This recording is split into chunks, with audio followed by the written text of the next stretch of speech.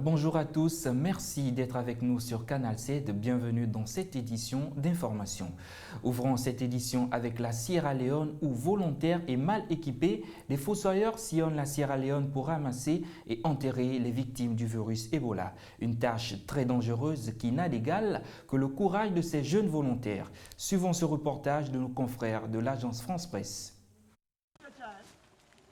Une blouse, des gants et un masque pour se protéger. Ces hommes sont les fossoyeurs de la Sierra Leone. Leur mission, récupérer les cadavres hautement contagieux infectés par le virus Ebola. Dans cette maison, ils ramassent le corps d'une femme ravagée par la fièvre. Une opération périlleuse devant les pleurs du voisinage. Nous utilisons des kits personnels de protection, des gants, des bottes, du chlore. C'est très risqué et c'est un travail volontaire que nous faisons pour sauver notre pays.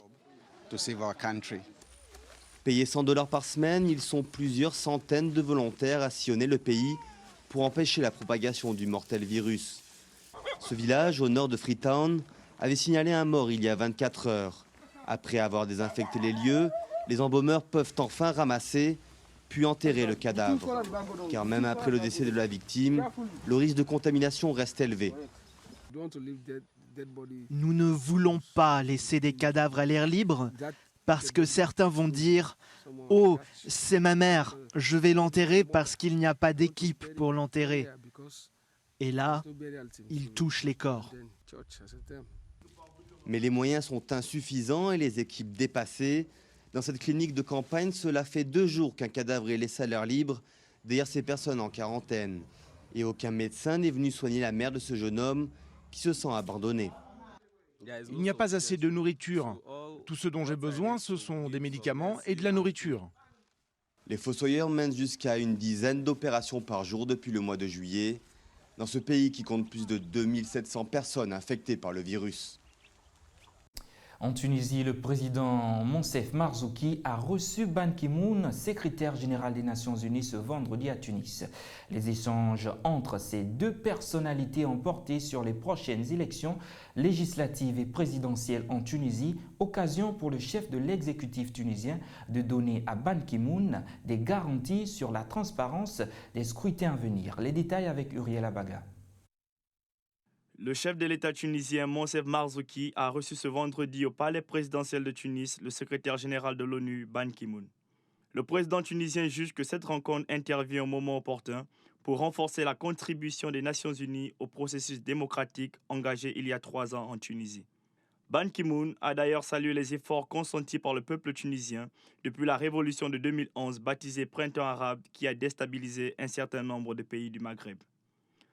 Moncef Marzouki, pour sa part, a promis au patron des Nations Unies des élections libres et transparentes en octobre et en novembre. Nous sommes fiers de ce que nous avons accompli et nous vous promettons que les prochaines élections seront transparentes et intègres et que la Tunisie rejoindra le club des États démocratiques. Pour les législatives du 26 octobre, plus de 13 000 candidats sont inscrits sur les 1300 listes réparties sur 33 circonscriptions, dont 6 hors de Tunisie. Ces différentes personnes briguent les 217 sièges du Parlement tunisien.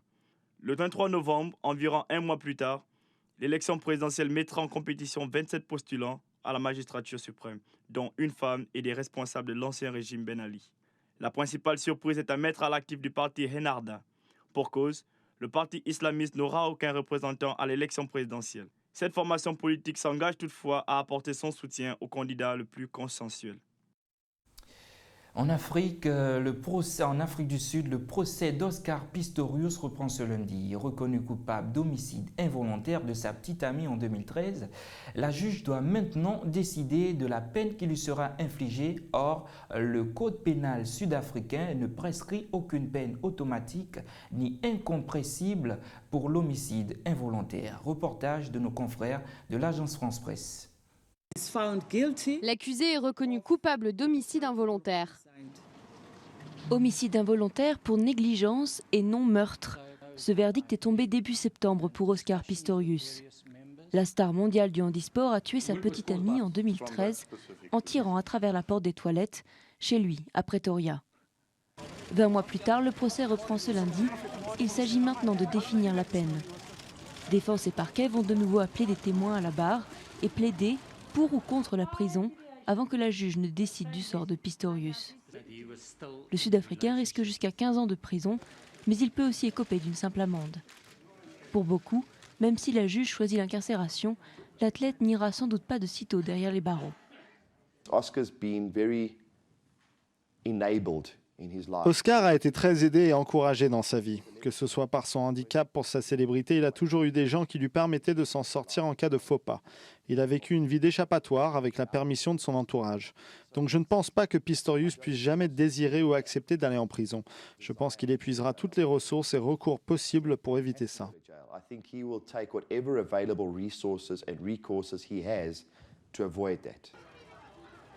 Aujourd'hui en liberté sous caution, Pistorius pourrait faire appel en cas d'une condamnation à de la prison ferme. À 27 ans, le champion a déjà vendu ses maisons pour payer ses frais d'avocat et sa famille, aisée, n'a jamais cessé de le soutenir. Le parquet de son côté pourra aussi faire appel du verdict que de nombreux observateurs ont critiqué pour sa clémence. Le procès fleuve qui captive l'Afrique du Sud et le reste du monde a donc peu de chances de se terminer après l'annonce de la peine, quelle qu'elle soit. Pour clore cette édition d'information hors du continent africain à Hong Kong, le pouvoir a maladroitement rallumé les flammes des manifestants. Les étudiants qui revendiquent plus de démocratie et le départ du chef de l'exécutif ont à nouveau regagné les sites de protestation après l'annulation des pourparlers par le gouvernement ce vendredi. Larissa Fall-Traoré au commentaire. Plusieurs centaines d'étudiants ont campé dans la nuit de jeudi à vendredi sur les principaux sites de protestation à Hong Kong au lendemain de l'annulation des pourparlers par le gouvernement, lequel a refusé de dialoguer avec eux, recusant le chantage du renforcement de la mobilisation.